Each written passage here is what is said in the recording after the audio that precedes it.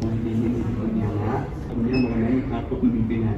Jadi di sini kami disuruh dari dosen langsung untuk mewawancarai mengenai kepemimpinan.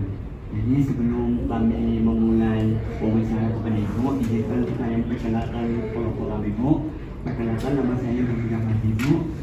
Dan sebelah saya ada Anissa Agnaini, ada Muhammad Adila, Revita Agnes Nyarika, Izanul Haq, sama Permila.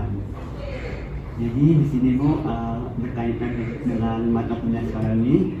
Jadi di sini mata kuliahnya kepemimpinan, yaitu mata kuliah di semester 7. Jadi di sini Bu kami ada mengenai pertanyaan. Jadi pertanyaan itu sekitaran mengenai kepemimpinan. Jadi di sini terdapat 9 pertanyaan untuk kami wawancarai kepada Ibu. Langsung.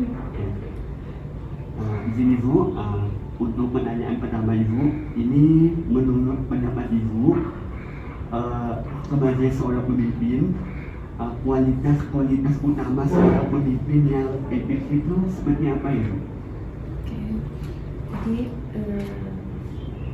pemimpin itu kan ditunjuk pada kepercayaan ya, ada kepercayaan karena kompetensinya, kemudian hal lain lagi yang berkaitan dengan percepatan kalau dapat pemimpin tentunya pembangunan tindakan bencana. Yang mungkin paling penting adalah seorang pemimpin itu harus memberikan contoh suri tauladan, kemudian bisa mengayomi, kemudian bisa mengarahkan bawahannya, bisa membimbing bawahannya. Karena kalau tidak bisa membimbing, nanti mereka organisasi itu akan berjalan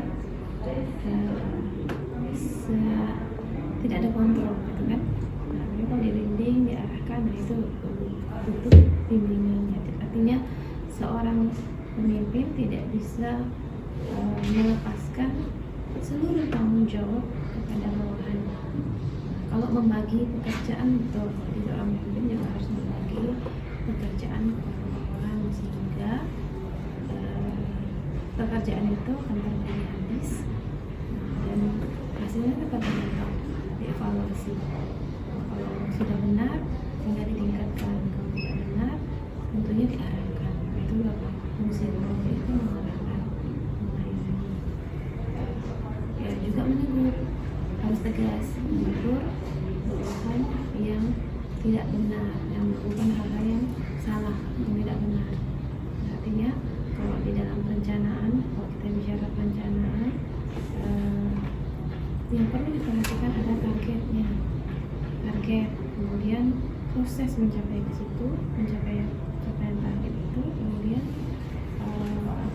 kreativitas, inovasi harus dibangun sehingga anggaran yang kecil mungkin atau yang kurang menjadi bisa dimaksimalkan, karena inovasi, kreativitas itu biasanya akan menekan biaya. Tapi kalau orang bekerja hanya tidak ada anggaran, tidak akan pernah kita mencapai sesuatu yang maksimal, karena anggaran itu ada batasnya, kan seperti itu.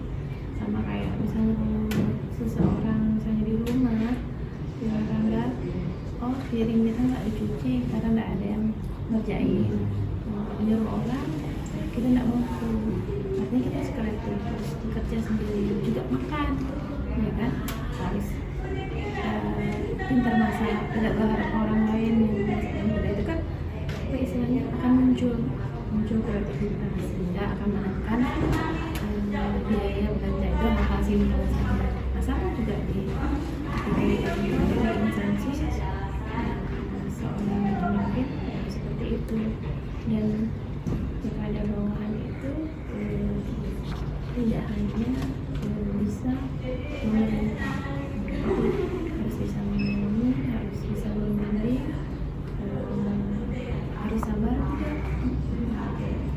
BKPICM. Nah, konflik itu kan biasanya karena ada perbedaan ya, perbedaan antara praktik itu juga apa ya,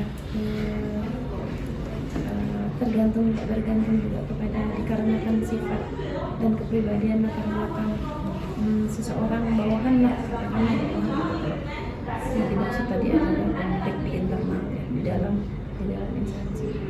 Nah, jadi kalau di dalam